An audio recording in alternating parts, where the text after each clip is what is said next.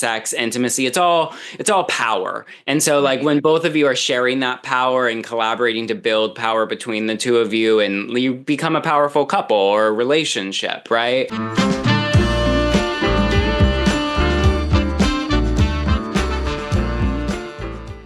Hello and welcome. Today I have Nicholas Velotta. Nicholas is the head of research of couples wellness for the app Arya. He is a PhD student. His research focuses on sex and intimacy and relationships at the University of Washington in Seattle. And we met at the Sexual Health Alliance conference. Welcome, Nicholas. Oh, thank you, Karen. I'm happy to be here. When I met you, you were talking about some super interesting research about intimacy that was done in conjunction with the app that you're working with. So let's just get right to it. Let's start with what the app is, and then maybe go into the research that you found as a result of it. Yeah, so Arya is the name of it. It's a couples wellness platform, pretty much like entertainment forward combined with some products in there. So what you can expect is you'll get a sort of an intake process where we learn what turns you off, what turns you off, what are you interested in exploring more, how much experience do you have, what's your really like your erotic and intimate persona. And we use certain validated measurements as well as our own sort of like je ne sais quoi in measuring that. And then we develop a whole curation for you over the span of about 3 weeks that culminates in hopefully you being able to try something new with your partner or yourself. And it's this whole idea of kind of removing the friction from exploring, expanding, deepening intimacy and eroticism with your partner. And it includes everything from articles, just like info on certain things, to expert videos that we always collaborate with like leading experts in the field on certain topics, to funny segments and quizzes. And then, you also get like all the things that you would need to explore a given play style as well at the end of that 3 weeks. And you get to be left to your own devices, kind of literally, and have some fun. So how would a couple get involved in doing this? Like, it might be a little weird, like, honey, let's get on the internet and make our sex life better. Like, how does this all work? Yeah, so a lot of people find us by like searching things like my sex life is boring, or like how to try something new, or how do I talk to my partner about our sex, or like I want to feel closer to my partner, things like that. So I mean, these are some of the reasons people find something like Aria, and that's a big part of how we are able to access the relationships of these people, as well as understanding that that's where people are starting from, right? Like it's a difficult topic to broach in your relationship, and that's why you're going on Google to search, because you're like, surely there must be something out there for me. And so we provide a bunch of different templates, or like we'll even invite your partner for you. There's ways that we kind of like relieve some of that friction for somebody trying to sign up for a service like this. And we always promote people to look at it as like, you're not fixing something, you just want to like explore new horizons with your partner, because surely there are things that are keeping you with them and making you want to work with them on this. And most of the people on our platform are actually really happy. They're in great loving relationships. We ask them to fill out something that's called the inclusion of other and self scale. And it's a really validated measurement of understanding how close somebody feels to their partner. And by and large, like 80% of our user base gives like a 5 to 7 out of 7 range. So people are really happy, and even still looking to find new ways to connect with their partner, right? So I think that's one thing, is just reducing the stigma, making it less about you're fixing a problem as much as I want to have new experiences with my partner. And we definitely try and give some of the the cheat codes on how to get through that process faster. But also we offer people access to our platform without their partner as well. About 70% of people invite their partner, but 30% of thousands and thousands of people don't, and they still stay on the platform and sort of do their own version of exploring with their partner, sort of as the mediator of that information, which for some users that works better for them, and they just know their relationship better than we would know their relationship. And so it's definitely something that works best when two partners are collaborating and have access to the same information, because information, sex, intimacy, it's all power. And so like when both of you are sharing that power and collaborating to build power between the two of you, and you become a powerful couple or relationship, right? But it's definitely like no two relationships are exactly the same. And so perhaps in certain relationships, it's a little bit better for one partner to sort of know what they're getting themselves into, and then the other partner is along for the ride, you know? Interesting. So explain to me how that would work. So I want to spice it up in the bedroom. I'm afraid to talk to him about it. And I go and I sign up for Arya. What happens? Immediately you have access to the concierge. So we have an AI/human concierge. Basically, once you message the concierge, an AI is going to understand what you're messaging about. If it's like a personal issue, which let's say it's, hey, I'm nervous to bring this up with my partner, or I'm doing this alone and I'm worried about how to do this alone, then you get forward to an expert. And that expert's going to actually, have a conversation with you over text about what you're concerned about and offer practical tips and kind of like level. Yeah, a human. A human expert. Okay. Yes, a human expert, not an AI expert. The AI is really there as a streamlining process, like if you have questions about the logistics of how do I access this part of my experience, or when does my box get delivered, or whatever it is, right? Like, let's get that information to you immediately. But if you have more of a personal question, then the AI knows it's time to forward you to a real human being who can give you practical advice. And so there's like activities, like, are there physical activities? Is it how to talk to someone? Like, I mean, what am I actually getting?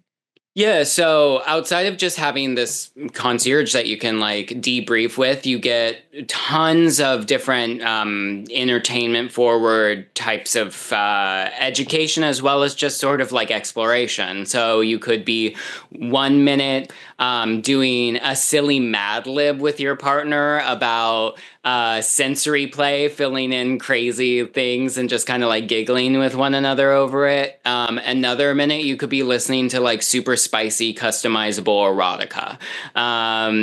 You could go in and you watch a video that's by an expert describing the science behind some sort of play. Or you could be watching a video that's like the history of impact play, and it's really funny, and you get to see all these like historical reference points for like, people using floggers, or like, spanking each other in the Victorian era and stuff like that. So it's it's very comprehensive, and I like to say there's a lot of ice cream mixed with the broccoli of like learning, because like, there's a fetish for you. Yeah, there you go. If that's your fetish, we need to give you like actual knowledge at a certain point, right? Like you need to gain skills and knowledge through this process. And the best way to do that is to not make you feel like you're in a course, or in a workshop, but instead to bring you into a place of entertainment. And that's why there's so many different things that we're trying to scratch for you, is like, hey, maybe you're not so much an article reader, but look, you're listening to an audio erotica that's actually written by professional published erotica writers, and it's customizable, and you like filled out out all of the choose your own adventure stuff. And you are also hearing people in that erotica engage with the type of play style that you're being curated for right now. And you're learning how they did it and kind of like getting ideas of, oh, in this erotica, they tied them up to play with wax. But in this erotica, they really focused on sort of like a sensual massage for wax play. And you can kind of like put yourself into that. It's like a transportation for your imagination of trying that play style. So anyways, it's all to say like we give a lot of different forms and mediums of knowledge acquisition so that it's not stale and like a course, you know? So let's, based on all of that, you have collected an enormous amount of research, Yeah. which you presented to us. I'd love to talk a little bit about just, the relevant pieces that the audience might be interested in that you've discovered as a result of these thousands and thousands of users on the platform.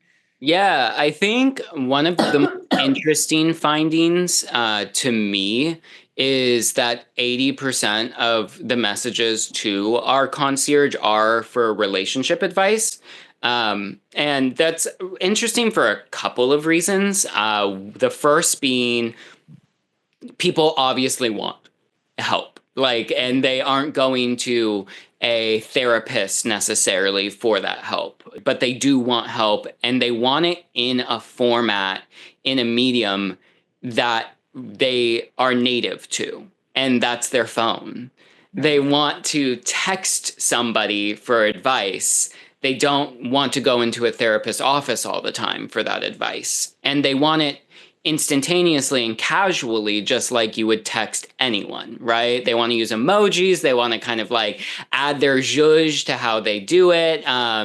And the other reason that's really interesting is going into this, we were always skeptical, like, God, we're integrating tech into a space that we have been told tech really causes issues, which is in relationships, that people become distracted or like tech becomes a barrier to intimacy. And how do we develop something that is the opposite of this stereotype, right? That is the opposite of the problem, but rather an additive to intimacy. And that's one thing that I think is the most obvious marker of intimacy and tech not having to be competitors is like you are able to bring something to an expert through your phone that is maybe not either financially or time cost wise available to you in IRL, right? And so you're like, hey, I'm just going to ask a quick question of how to bring this up with my partner, or like, this is really bugging me lately, or I really need to talk to somebody about this. And while we aren't going to sit there and have a full therapy session with somebody, because again, this isn't like a therapy app, we'll give you like practical guidance, like, hey, based on what you're saying, here are some conversation starters for you, or here's some ideas about how you would set up an environment for you to try this out. Oh, you're interested in this play style? Well, you're lined up to try this other thing, but why don't we just switch that for you and like allow you to explore this thing that sounds like it's more meeting you where you're at with your partner right now. So like, I think that's really cool to see technology used in a way that is not so like dystopic in relationships. And I'm excited also about like the horizon of AI being used by good actors in our lives, and how we can actually use AI to, learn how you text with your partner, or learn what your schedule is like with work, or like understand when you're most energetic and when you're not most energetic, things like that, so that we can help just kind of like give you shortcuts to intimacy and let the rest happen in real life with your partner. If you're enjoying the show and would like to get more information about spicing up your sex life, learning about menopause, and many more topics to help you grow and become more sex positive, why not hit the subscribe button to make sure you're notified every time a new episode comes out. Now let's get back to the show. Where does this go from here? Like to me, this is fascinating.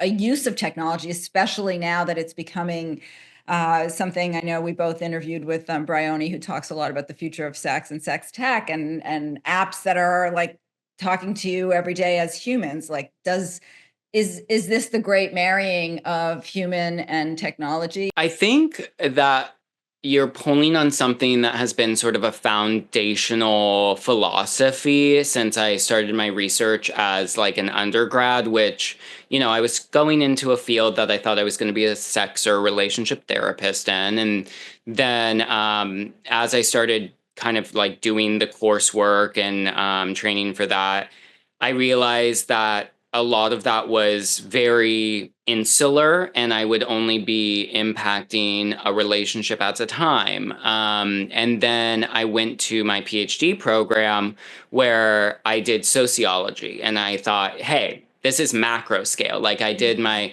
undergrad in psych and was really going for that like psychology sort of framework. Now I'm going more in sociology to study groups of people and populations. And then I realized as I was doing this sociology project that it neglects a lot of the psychology. So it's like I gave up sort of the intricacies of dynamics between two people or like a polycule for like this macro, like broad stroke vision of what relationships are. And then when I went to Arya, it was truly the merging of these two frameworks where it's like you have the individual coming in, giving you all of this psychodemographic information about their relationship and the dynamics that they have. And for, again, 70%, we oftentimes get their partner's version of that story as well. And so I get this like interplay. I get messages from both people. I understand how both of them are experiencing this thing. Yet we also have over 100,000 people's data as well. So it's very macro scale. And so you can see trends as an aggregate as well. So I think that like the amazing thing about merging tech with something like intimacy or sex is that these dimensions start becoming more interconnected with one another. And you're actually able to do things with that rather than always being stuck to a theoretical framework or a discipline that tells you, no, you're a sociologist, you study it this way, or no, you're a therapist, you work with the couple in process, or no, you're a psychologist and you're doing clinical trials this way. With tech, it's very much like, well, let's look at how people are actually engaging just naturally using this platform and then start understanding like what are the holes that need to be filled here, or like what sort of resources are most helpful for people in their relationships. And I think that's kind of magical because we've never had something like that. That's amazing. It's so great. From the research, what was the most surprising thing you learned? Ooh, okay. This is actually surprising. So we polled people on what they were most interested in exploring sexually with their partner, and while bondage was up there, bondage was like the second most requested thing that people wanted. Sensory play was number one. Interesting. Right? And I, for one, was kind of heartened by it because it says that, hey, people are interested in sex and intimacy enough that they know or at least have some idea of what sensory play is, which if anyone doesn't know what it is, right, it's using different sensorial components of your body in order to elicit pleasure. So touch, taste, smell, all of these things are used in like an erotic way in order to make you feel pleasurable. And I was really surprised, like I said, that people just knew what this term was or had an idea of it. But two, it's so beautiful that we're walking away from like penetrative or just very stereotypical versions of what sex or kink look like and moving more into a place of sensuality with our sexuality. Because I think that's really the sweet spot for people is when you want a baseline of exploration with your partner, aim for sensual. Like, Right. aim for something that is based in connection and really drawing out pleasure. And then if you're kinky and you want to move more into that kink space, amazing. But I'm doubting that you're doing something extremely kinky every single time you have sex. And if you do, it starts becoming less kinky, honestly. It becomes Right. like the Right. norm. And then it's no longer even kink. It's just like, no, I like being choked during sex. And it's like, okay, that's beautiful for you. But I think sensuality can be a really healthy baseline where Mhm. there's no like, oh, we just keep doing the same thing. Because sensuality is more of like an erotic, undertone to an encounter. And then sensory play really is like all about sensuality. So I think that those two things are really linked to me. And people exploring sensory play are inherently going to be like, oh, I discovered a new place that I like to be touched, or a new texture I like to feel, or I never thought of this as sex before, but now I'm re envisioning or reimagining what I think sex is. And that's all sensuality, babe. Like, that's you exploring your body and having a good time with your partner. So, yeah, surprising and also really cool to I find love that. that. Any other highlights of any of this research that's worth mentioning? We ask people about how we use a scale that is the sexual confidence inventory, is what we call it, and it's an amalgamation of other sexual self-esteem scales that are validated. And what we find is that if you have low marks on this sexual confidence inventory, basically like you don't feel very connected to your body, or you have some shame, or you have some anxieties around communication or sexual encounters, etc., almost all of that has very little effect on how happy you are once you start exploring with your partner. So that's amazing. The only thing that affects this, that sort of counteracts any type of intervention that we have at least thrown at our users in terms of content or items, is you don't feel safe with your partner.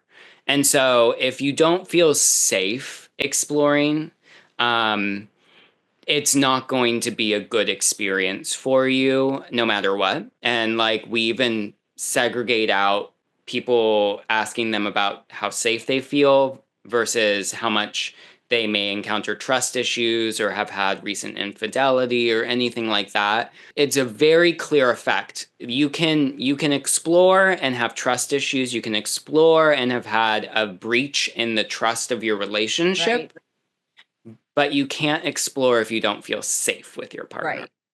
Right. Yeah. And that also brings around consent, because why are you there if you're not feeling safe? It's probably your partner's pushing you to do something that you may not want to do. So that, yeah, Yeah. Yeah. absolutely. And we Absolutely. actually, there are bars to access Aria as well. So, like, if we get your psychodemographic and you basically tell us you don't feel safe at all exploring with your partner, we're not going to give you the access to like the sexual side of Aria. We're going to give you more of an access point to, hey, let's work on communication, trust, and building intimacy exercises.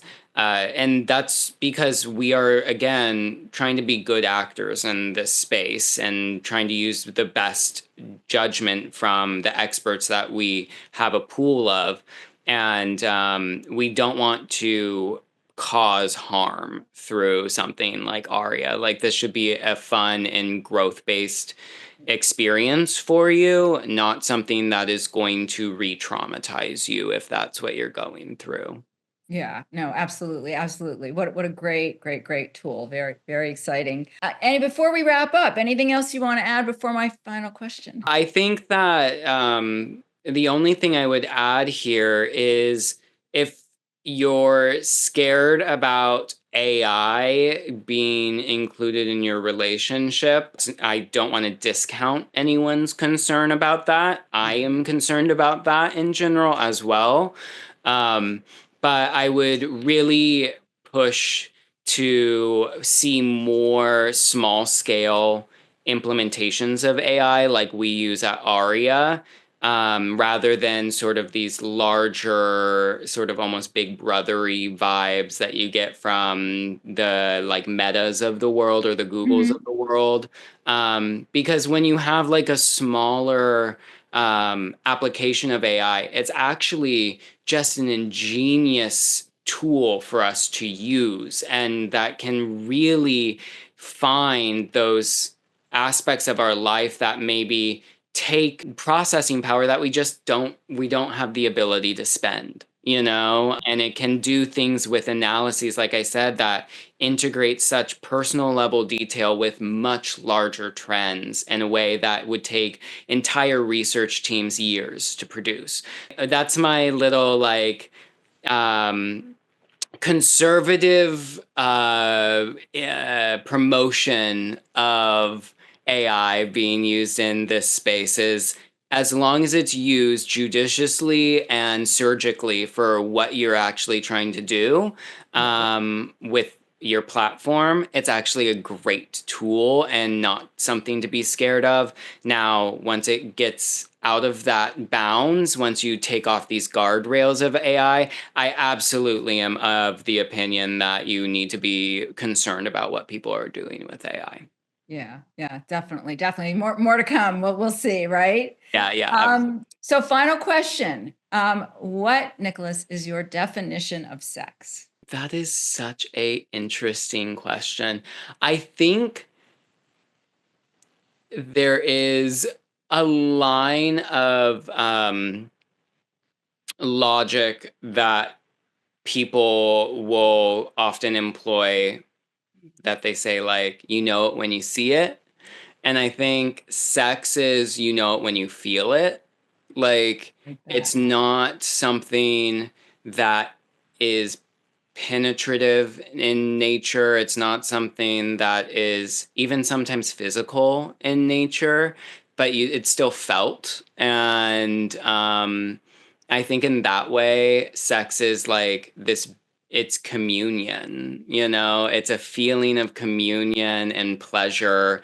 And so if that's happening with you, if you're having pleasure and communion with somebody, and you're like, I think it's sex, I'm gonna say, yeah, that was sex, babe. Like, go for it. That sounds beautiful. Yeah, that's sex to me.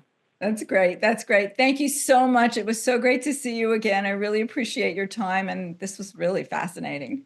Oh, yeah, I'm always happy to hop back on, and who knows where we'll be. Maybe next time I'll be just like a full AI bot There talking. you go. That No, would be kind of. I need the person. I need the person. Okay, well, what if it's like we upload my consciousness and Oh, you're like ooh. talk? That would be kind of fun. I That don't would be know. kind. That scares me. Okay, okay. Well, we'll stick to the IRL. For you, I'll show up. Okay. Okay. Oh, great. That's wonderful. Thank you. Of Thank course, you. of course. Thanks for listening. Don't forget to like, follow, and review the podcast wherever you listen. And go ahead and share it with a friend or a partner and make the world a more sex positive place.